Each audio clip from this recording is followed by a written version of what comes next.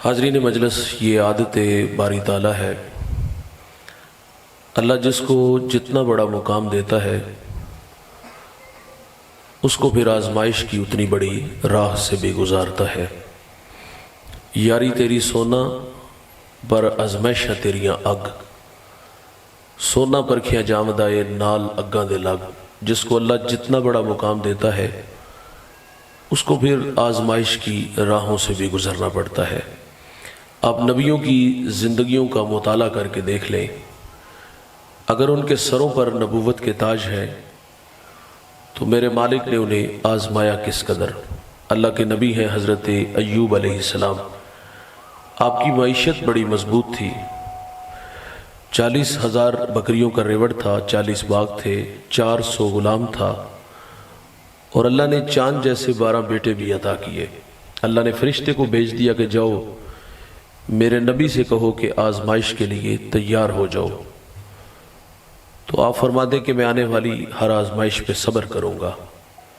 آپ منبر پہ جلوہ فراز ہیں اور تا حد نظر حواری ہیں اور ان سے محو کلام ہے۔ اچانک ایک غلام دوڑا دوڑا آیا اور اس نے آ کے عرض کیا کہ غضب ہو گیا، 40,000 بکریوں کا ریوڑ پانی کی بے رحم موجیں بہا کے لے گئیں، آپ نے صبر کیا۔ ابھی بات ختم نہیں ہوئی کہ ایک اور آیا، غضب ہو گیا، 40 باغ ہوا کا تیز جھونکا اڑا کے لے گیا، آپ نے اس پر بھی صبر کیا۔ اچھا ایسا نہیں ہوا کہ درمیان میں 6 ماہ کا وقفہ ڈال لیا کہ اگلا امتحان 6 ماہ بعد، ایک وقت میں سارے امتحان۔ تیسرا آیا اور اس نے جو آ کے خبر دی وہ خبر سن کے کلیجہ منہ کو آتا ہے، کہا غضب ہو گیا، آپ کے 12 بیٹے کسی کے ہاں مہمان بنے، مکان کی چھت گری اور آپ کے 12 بیٹے شہید ہو گئے۔ اولاد آنکھوں کی ٹھنڈک، من کا قرار، اولاد اسائے پیری ہوتی ہے، بھائی بڑھاپے کا سہارا ہوتا ہے، لیکن ایک جھٹکے میں 12 بیٹے چلے گئے، آپ نے اس پر بھی صبر کیا۔ حضرت ایوب علیہ السلام کے جسم میں زخم آئے، یہ امتحان تھا، شہر والوں نے آپ کو شہر سے نکال دیا۔ جب زخم زبان تک آئے نا تو پھر اللہ کے نبی گویا ہوئے، محبت کا نغمہ بولا۔ شکوہ ہم کرتے ہیں، زندگی میں کوئی امتحان آ جائے تو ہم کہتے ہیں یا اللہ سارے دکھ ساڑھے غریباں واسطے، لیکن جو اہل اللہ ہوتے ہیں نا دوست، وہ راضی بر رضا رہتے ہیں۔ نغمہ سنیے گا، عرض کی مالک 40,000 بکریوں کا ریوڑ پانی کی بے رحم موجیں بہا کے لے گئیں، میں نہ بولا، 40 باغ ہوا کا تیز جھونکا اڑا کے لے گیا، اے اللہ میں نہ بولا، میرے چاند جیسے 12 بیٹے شہید ہوئے، اے اللہ میں نہ بولا، شہر والوں کی بے وفائی کا تذکرہ کیا کہ مجھے شہر سے نکال دیا گیا، میں نہ بولا، اور عرض کیا مالک دیکھ تیرے بندہ ایوب کے بدن میں زخم آئے، میرے جسم سے بوٹیاں ٹوٹ کے زمین پہ گری، اے اللہ میں پھر بھی نہیں بولا، لیکن ایک گزارش ہے کہ اللہ میری زبان کو محفوظ رکھنا، وہ اس لیے کہ یہ زبان تیرا نام لیتی ہے، یہ زبان تیرے تذکرے کرتی ہے۔ بھائی جان جنہیں اللہ عزت دیتا ہے اللہ آزماتا بھی ہے۔ میں بات کو دشت نینوا تک لے چلوں گا۔ میرے اور آپ کے آقا و مولا نبی رحمت صلی اللہ علیہ وسلم، آپ امام الانبیاء ہیں، اور زندگی میں کتنے امتحان آئے سنیے گا۔ آپ ابھی دنیا میں تشریف نہیں لائے، شکم مادر میں ہے کہ آپ کے سر سے آپ کے والد گرامی کا سایہ اٹھا لیا گیا۔ یہ اس وقت ہوا جب حضرت عبداللہ رضی اللہ تعالیٰ عنہ تجارت کے لیے ملک شام گئے اور وہاں سے واپس عبد المطلب کے ننہال یثرب آئے۔ یثرب بیماریوں کا گھر تھا، آئے اور آپ بیمار ہو گئے۔ قافلہ چند دن ٹھہر گیا کہ آپ کی طبیعت کچھ سنبھلے اور ہم انہیں ساتھ لے چلے، لیکن طبیعت دن بدن بگڑنے لگی اور مجبوراً قافلہ مکہ چلا گیا اور حضرت عبداللہ رضی اللہ تعالیٰ عنہ کا انتقال ہو گیا، اور یہ خبر مکہ میں عبد المطلب کے خاندان پر بجلی کی طرح گری۔ سیدہ آمنہ رضی اللہ تعالیٰ عنہا، میرے بھائی، انہوں نے تو ابھی اپنے ماہ تمام کو جی بھر کے دیکھا نہیں تھا، اور ان کا جی چاہتا تھا کہ میں اڑ کے یثرب چلی جاؤں، مٹی کے اس تودے کو دیکھوں اور اس کی خاک کو اپنی آنکھوں کا سرما بناؤں، لیکن جس امانت کا آپ کو امین بنانا تھا اس کی حفاظت کے ذمہ نے حضرت آمنہ کو روک لیا۔ میرے نبی کی عمر ابھی دنیا میں نہیں تشریف لائے کہ شکم مادر میں ہے کہ سر سے باپ کا سایہ اٹھا لیا گیا، اب در یتیم پیدا ہوئے۔ حضور کی عمر 6 سال ہوئی، چلنے پھرنے کے قابل ہوئے، سفر کی صحبتیں سہنے کے لائق ہوئے، تو سیدہ اپنے من کی بات اپنے سسر جناب عبد المطلب سے کہہ ڈالتی ہیں کہ 6 سال جدائیوں میں گزار دیے، اگر آپ رخصت عنایت کرو تو میری آرزو ہے کہ اس خاک کو اپنی آنکھوں کا سرما بنا لوں۔ تو آپ نے اپنی جوان سالہ بہو سیدہ آمنہ رضی اللہ تعالی عنہ کو اجازت دی اور ساتھ ایک خادمہ ام ایمن کو بھیج دیا۔ یہ نفوس قدسیہ مکہ سے یثرب آئے، 1 مہینہ یا کچھ دن زیادہ وہاں ٹھہرے اور پھر وہاں سے واپس مکہ لوٹ آئے۔ اس کی وجہ یہ تھی کہ جو بھی آتا حضور کو دیکھتا، پیشانی میں نبوت کا نور دیکھتا تو برملا کہتا کہ یہ تو اس امت کا نبی ہے۔ لوگوں کا جم گٹھا ہوا۔ سیدہ آمنہ فرماتی میرے دل میں خوف پیدا ہوا کہ کہیں یہ میرے بیٹے محمد کو گزند نہ پہنچائیں۔ اس خوف نے سیدہ کو واپس پلٹنے پہ مجبور کر دیا۔ آدھا سفر طے ہو گیا اور آدھا سفر ابھی باقی تھا کہ راستے میں ایک ابوا نامی بستی آئی۔ وہ گمنام تھی لیکن اب گمنام نہیں، کیونکہ اس کو نسبت سیدہ آمنہ رضی اللہ تعالی عنہا سے ہے۔ آپ وہاں آ کر کے رک جاتی ہیں، بخار نے آ گھیر لیا اور آپ جان گئیں کہ یہ بخار میری جان لے لے گا۔ وقت رخصت ام ایمن کو کہا کہ میرے بیٹے کو باحفاظت عبد المطلب تک پہنچا دینا۔ پھر حضور کو پاس بلایا۔ ادھر بچپنے کی معصومیت، پیشانی میں نبوت کا نور، اور ماں بیٹے میں کھپ سی گئی۔ 2 باتیں کی اور پھر ہمیشہ کے لیے پہاڑوں میں سو گئی۔ آپ فرماتی بیٹا ہر نئی چیز نے پرانا ہو جانا ہے، ہر باقی نے فنا ہو جانا ہے۔ فرمایا بیٹا میں بھی جا رہی ہوں لیکن سنو میرا ذکر باقی رہے گا۔ فرمایا اس لیے کہ میں تیرے جیسا پاکیزہ اور ستھرا محمد چھوڑ کے جا رہی ہوں۔ سانسوں کی مالا ٹوٹ گئی، موتی فضا میں بکھرے، میرے نبی ماں سے لپٹے، لپٹ کے روئے، ننھے ننھے ہاتھوں سے کالے پتھروں کی قبر بنائی، اس میں آنسوؤں کا چھڑکاؤ کیا، پھر جہاں تک ماں نظر آئی حضور پلٹ پلٹ کے ان کالے پتھروں والی قبر کو دیکھتے ہیں۔ میں سیدہ کے مزار پہ جب پہلی دفعہ حاضر ہوا، پہاڑ کے نیچے تھا، ماحول خاموش تھا، ہوا کا کہیں سے کوئی ایک جھونکا بھی نہ آیا، لیکن جب سیدہ آمنہ کے قدموں میں جا کھڑا ہوا تو ایسا لگا کہ اللہ نے جنت کے 8 دروازے کھول دیے ہوں۔ آج بھی جنت سے ٹھنڈی ہوائیں سیدہ آمنہ کو سلام کرنے آتی ہے۔ میرے ساتھ کچھ علماء تھے، سحری کا وقت تھا، ہم رخصت ہونے لگے تو میں نے گزارش کی کہ آج ہم بھی جس طرح حضور ماں سے بچھڑے تھے اور پلٹ پلٹ کے دیکھا تھا، تو میں نے کہا آؤ بچھڑتے ہیں، آؤ پلٹ کے دیکھتے ہیں۔ دوست ہم بچھڑے، ہم وہاں سے پلٹے، حضور کا بچپنا اور وہ بچپنے کی تڑپتی کہانی یاد آئی تو پھر مقام بدر تک ہماری ہچکیاں اور سسکیاں تھمنے کا نام ہی نہیں لے رہی تھی۔ ام ایمن کہتی جب حضور کو لے کے میں پہاڑ سے نیچے آئی نا تو پلٹ کے دیکھا تو حضور میرے ساتھ نہیں تھے۔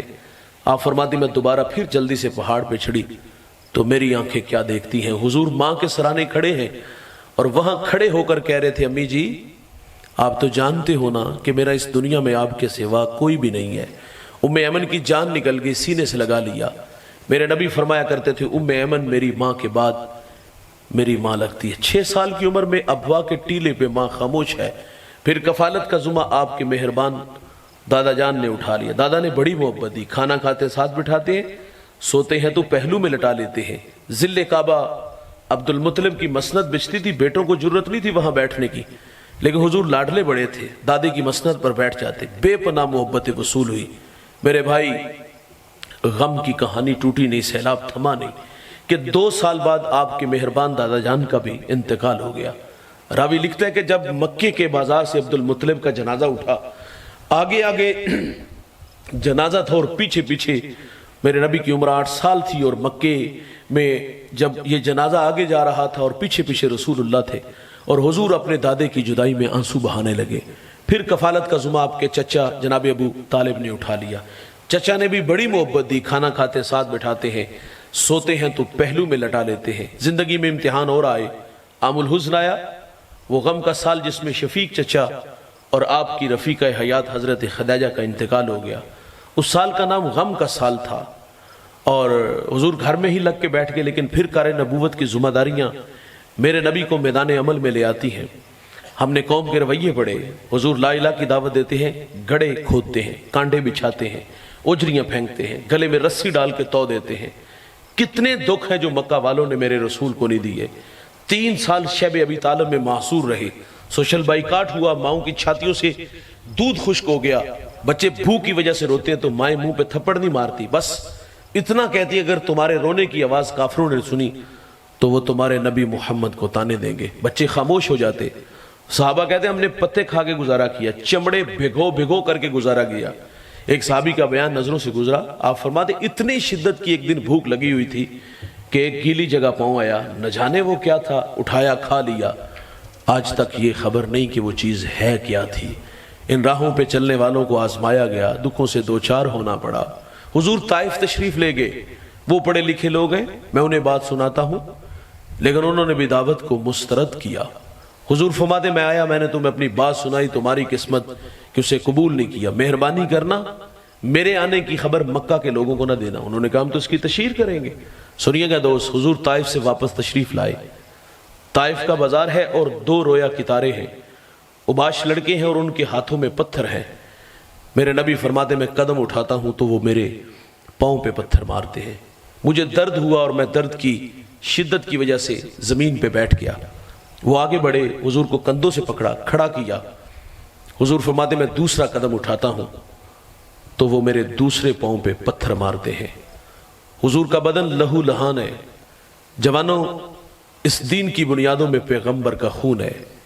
یہ دین بڑی محنت سے آیا ہے۔ میں اکاڑا ایک جگہ خطاب کر رہا تھا، کچھ لوگ ناراض ہو گئے، سچ آکھیے تھے پامبڑ مچ دینے، اور اقبال نے بھی کہا تھا کہ چمن میں تلخ نوائی میری گوارا کر، کہ زہر بھی کرتا ہے کبھی کارے تریا کی۔ کڑوی کسیلی تھی، میں نے برملا برجستہ کہہ دی۔ میں نے کہا حجروں میں بیٹھ کے نہیں، نذرانے وصول کر کے نہیں، صرف ہاتھ چما کے نہیں، محنت سے آیا یہ دین۔ یہ دین جستجو سے آیا ہے۔ میرے نبی اس پیغام کو لے کے طائف آئے اور طائف والوں نے پتھر مارے۔ عرض کیا گیا کہ ان کے لیے بد دعا کر دیں، فرمایا میں رحمت بن کے آیا ہوں۔ اور وہاں ایک جملہ ارشاد فرمایا جو علماء کے لیے تھا، مبلغین کے لیے تھا۔ حضور فرماتے ہیں مجھے ان کی نسلوں سے امید ہے کہ وہ میرے ساتھ چلیں گے۔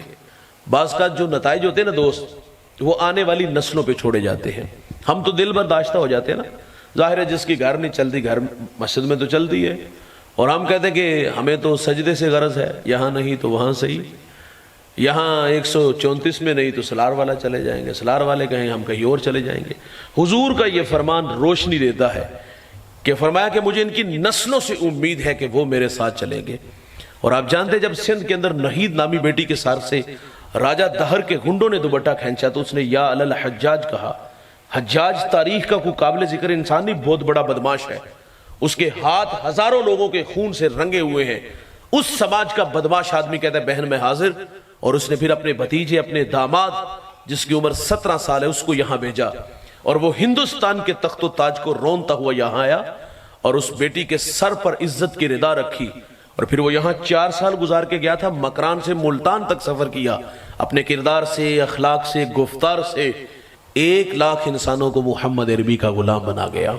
وہ خود چلا گیا لیکن یہاں دین چھوڑ گیا۔ اس شخصیت کو آج زمانہ محمد بن قاسم کے نام سے جانتا ہے۔ طائف آئے تو طائف والوں نے پتھر مارے۔ بھائی جان، جنہیں اللہ عزتیں دیتا ہے نا، اللہ آزماتا ہے۔ شکم مادر میں ہے تو سر سے باپ کا سایہ اٹھا لیا گیا۔ 6 سال کی عمر میں ابوا کے ٹیلے پہ ماں خاموش ہے۔ 8 سال کی عمر میں بے پناہ محبت دینے والے دادا جان کا بھی انتقال ہوا۔ عام الحزن، شیب ابی طالب، مکے کے تلخ رویے، طائف کے پتھر۔ ہم پڑھتے ہیں حضور کی زندگی میں ایک خوشی کا سا سما تھا۔ حضور کی گود میں 2 بچے تھے، ایک بچے کا نام ابراہیم اور دوسرے بچے کا نام حسین ہے۔ حضور دونوں بچوں سے محبت فرمانے، کبھی ابراہیم کی گال کو تھپکاتے تو کبھی حسین کی گال کو تھپکاتے۔ اللہ نے فرشتے کو بھیج دیا کہ جاؤ میرے نبی سے کہو کہ دونوں میں سے ایک کو رکھ لو اور ایک کو اللہ مانگ رہا ہے۔ کتنا مشکل مرحلہ، ایک طرف بیٹا اور دوسری طرف بیٹی کا بیٹا۔ تو حضور نے اپنا بیٹا ابراہیم پیش کر دیا، اور پھر 3 دن بعد حضرت ابراہیم کا انتقال ہوا۔ میرے نبی نے اپنے بیٹے کی جدائی میں آنسو بہائے، اور پھر حسین ابن علی سے بے پناہ محبت فرمائی۔ کبھی سجدے میں جاتے ہیں تو حسین پشت پہ بیٹھتے تو تسبیحات کو بڑھا دیتے ہیں، کبھی کندھوں پہ سوار کرتے ہیں، کبھی حسین کی زبان کو میرے نبی اس طرح چوستے ہیں جس طرح کھجور کو چوسا جاتا ہے، کبھی فرماتے ہیں حسین مجھ سے ہے اور میں حسین سے ہوں، اور ہاتھ اٹھا کے دعائیں مانگتے ہیں، اللہ میں پیار کرتا ہوں تو بھی ان سے پیار فرما، اور جو ان سے پیار کرے اللہ تو ان سے پیار فرما۔ بے پناہ محبت حسین ابن علی رضی اللہ تعالیٰ عنہ نے وصول کی۔ بھائی جان، فرشتہ پھر آ گیا۔ جسے اللہ عزت دیتا نا دوست، اللہ آزماتا بھی ہے۔ اور اس فرشتے نے آ کے کیا کہا کہ آپ کے اس بیٹے کو کربلا میں شہید کر دیا جائے گا۔ کربلا کی مٹی دی گئی، جب یہ خون بن جائے تو آپ جان لینا کہ آپ کا نواسا شہید ہو گیا ہے۔ اور پھر وہ مٹی حضرت ام سلمہ رضی اللہ تعالی عنہ کو دی گئی اور فرمایا جب یہ خون ہو جائے تو جان لینا کہ میرا نواسا شہید ہو گیا ہے۔